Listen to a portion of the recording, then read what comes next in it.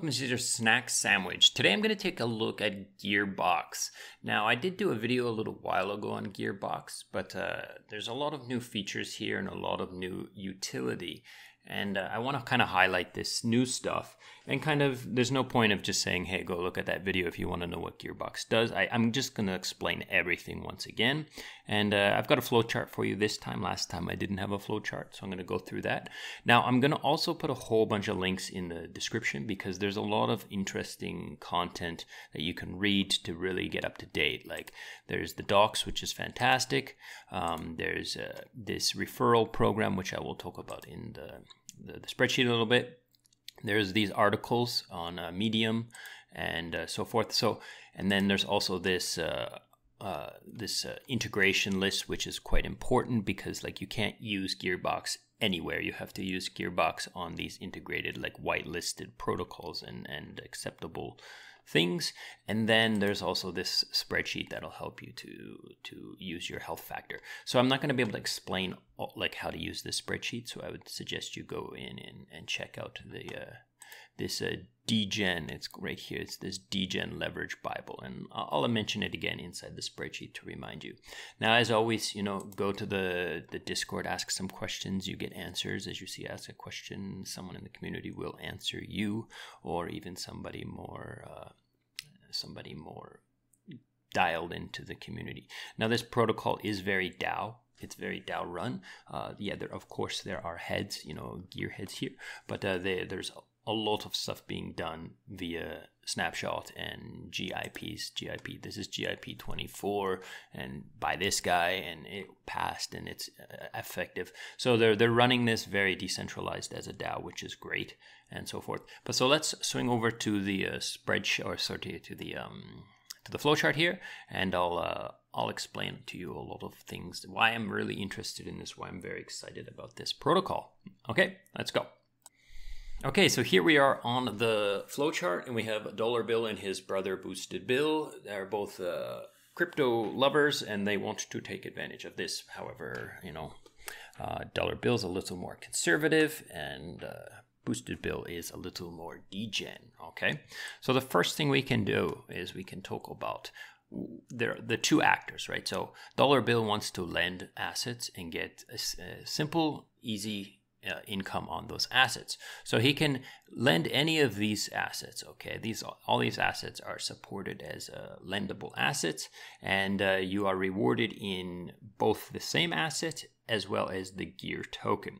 So the same asset comes from the borrowing, the utilization, right? So as let's say he adds USDC, then Boosted Bill borrows the USDC, then he has to pay interest to Dollar Bill based on the USDC. Now it's a simple, it's the normal utilization curve of like Aave and so forth.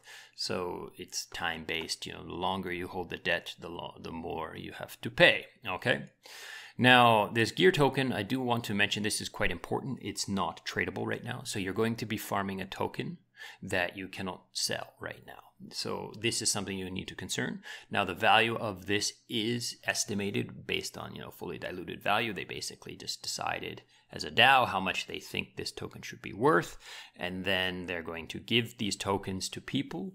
And then when you do see APY on the website, then you will see that this gear token is calculated as value. So keep that in mind. You're going to be rewarded with tokens that are future. Okay, they're in the protocol, but you can't sell them. So you can claim them, but you can't sell them. So that's kind of the way you have to think about this. Now, so don't go trying to buy this token. You shouldn't be buying this token. If you're buying this token, you're probably buying a fake scam token. So keep that in mind. Okay, so Dollar Bill's his job is very easy. Supply some assets, get paid in those assets, as well as incentivized with the gear token. Now, what will the gear token do? Who knows? The DAO will decide. Now, I'm pretty sure they're going to eventually share some of the fees with them. Okay.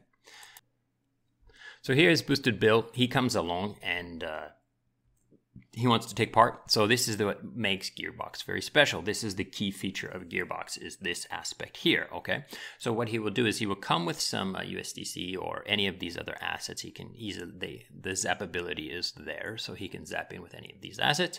And we're just going to use USDC again for simplicity's sake. So he supplies some USDC and borrows some more USDC from dollar bill. Now, you can borrow up to like 10x, but, you know, of course, you know, be a Degen and, you know, be safe, you know, at the same time. So you consider how much leverage you want to borrow, because it's going to reduce your health factor, right?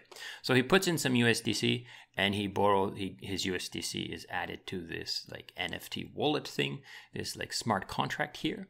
And also the borrowed funds are added to this contract. Now, currently there is a minimum of 100K. So he has to borrow at least 100,000.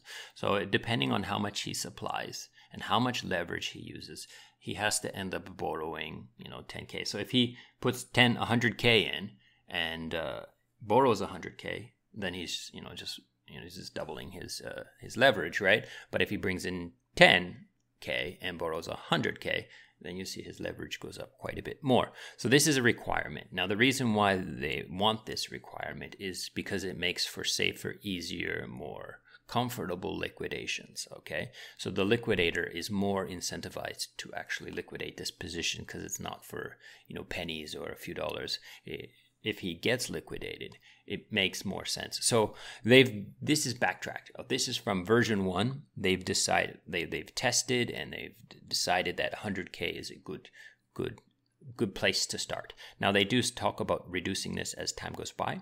So as this protocol grows and there's more and more and more positions, then this 100K minimum may be reduced, okay? So now he's got this contract that's holding, I don't know, let's say $200,000 inside it, or whatever he put in and borrowed 100K or more. He can borrow 100 is more than 100K as well. So he's got this contract here that's holding that money now.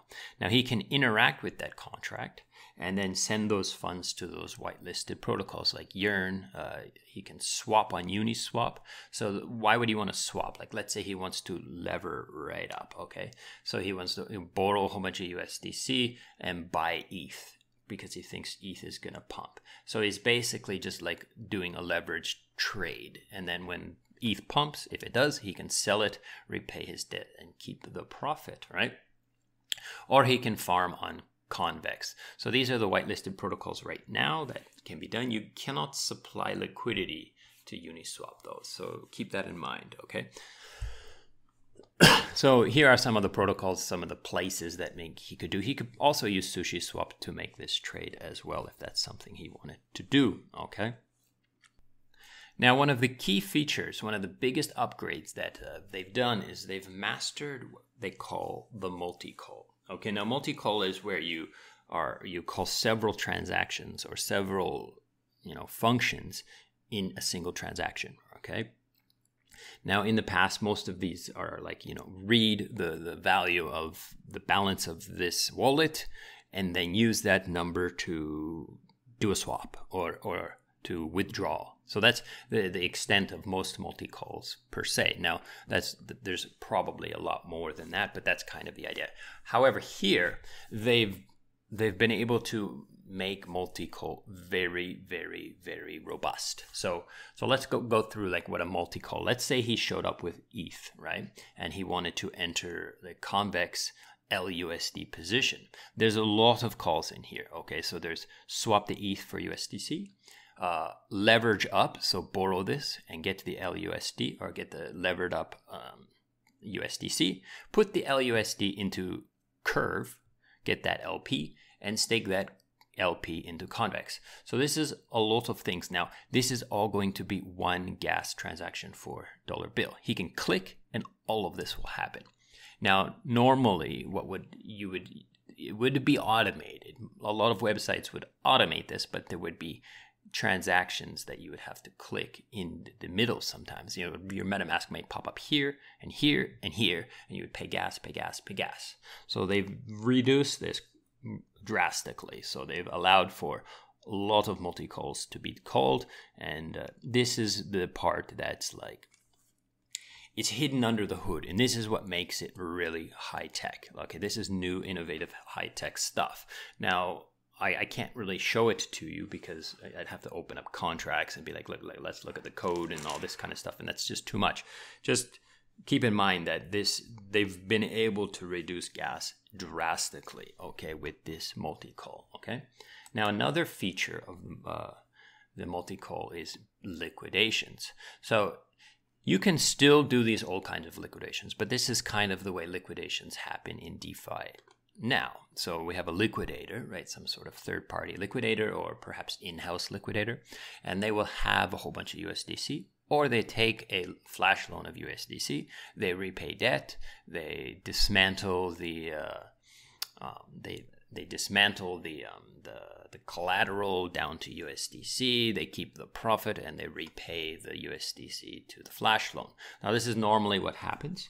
Now, they have to decide, they have to build an entire contract that's going to do this, okay? So they have to take a flash loan, repay the debt.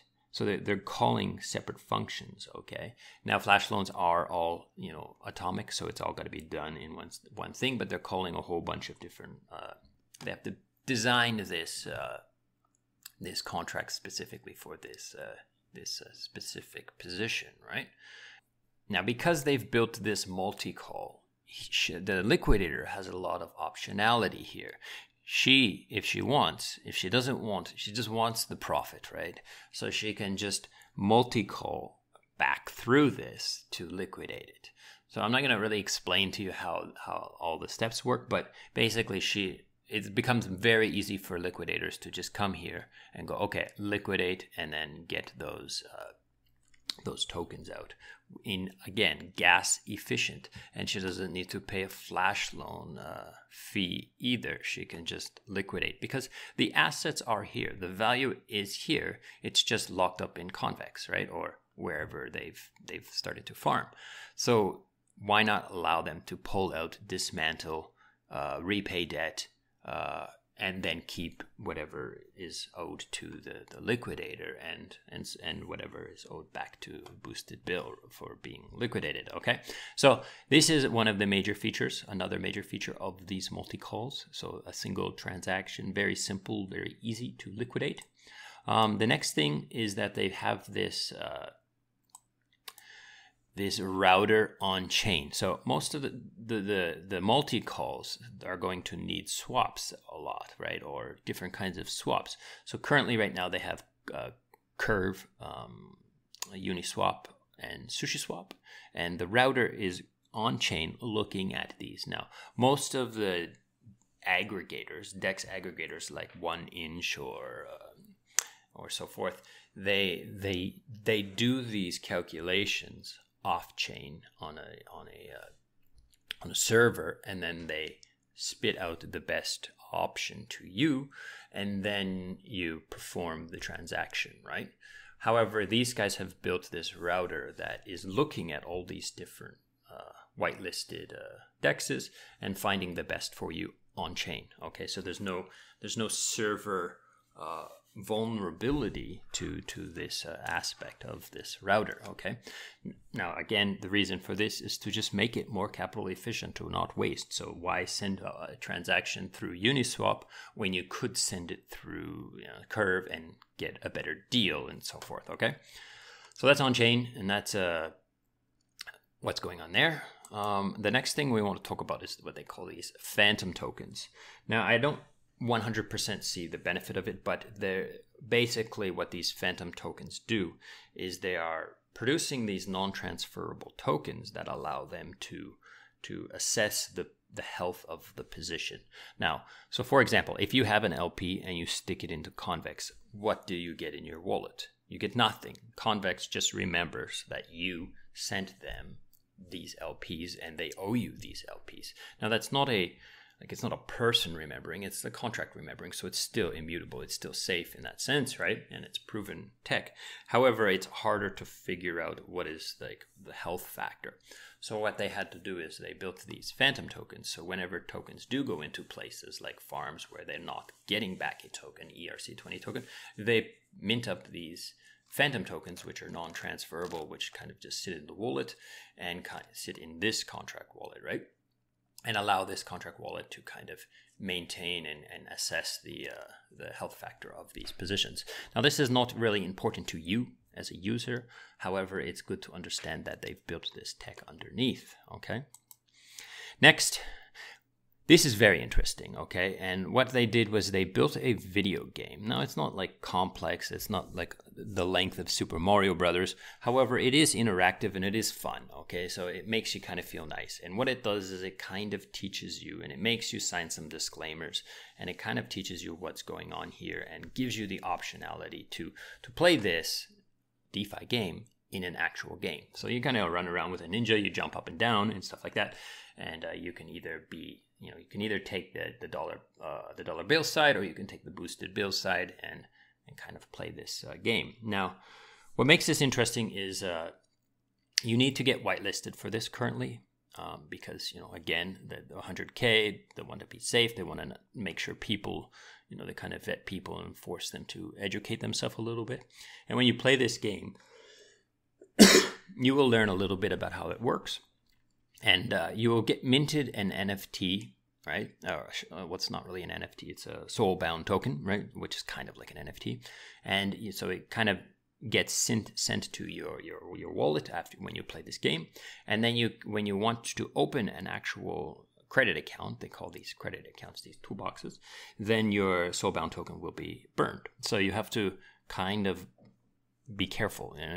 Don't test it like with a small amount, or don't decide, I'm going to do it for a day or two and then change. So, don't do that. Okay. So you just use it and make a decision, educate yourself first and make a sound decision, and then burn the soulbound token and open the position.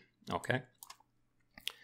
Now, another key feature of version 2 is in the fact that, in the past, when your health factor is getting low, so maybe your collateral is, maybe you've used ETH and you've borrowed USDC or whatever. So maybe you've used, your collateral factor versus your position inside, the value of your positions inside your wallet, your health factor is going down. So maybe let's go this way. Let's say you used USDC to buy ETH. Now there's a whole bunch of ETH sitting in here. Or you used USDC to buy STETH, and the STETH is sitting in here gaining, STETH dividends or whatever you want to, emissions from the STETH, right? So that would be a very simple play. Just use USDC, buy STETH on leverage, and get a whole bunch of more STETH just pounding up inside here. Now, but what happens if ETH and STETH go down in value? Your health factor will go down because you've borrowed USDC, right? So when you're in the past, when your health factor went to a dangerous place, you had to close everything. You had to unwind the position.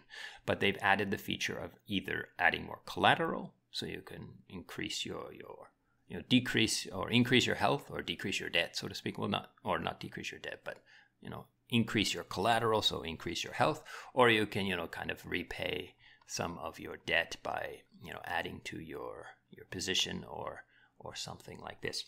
So they've added this feature to adjust instead of simply open or close, okay? Now, another feature that they've added are these affiliate referral links. Now, I will put a referral link in the description below, and you're more than welcome to use it, but I'll also put a normal link right above it or below it. That's like if you don't want to use the referral link. But I will explain where the funds for the referral link goes. Okay, so the spread of the borrow and the interest rate. So there is the amount that they pay dollar bill here, and the amount that he pays in interest is not the same. So maybe, let's say he borrows some money for a certain amount of days and he owes $100, right? Maybe they give him $90 and they keep $10. Now this $10 is like protocol fees, right? Now what they do is they're going to take half of those protocol fees and give them to the affiliate link users, okay? So the affiliate link is only for people who want to be passive.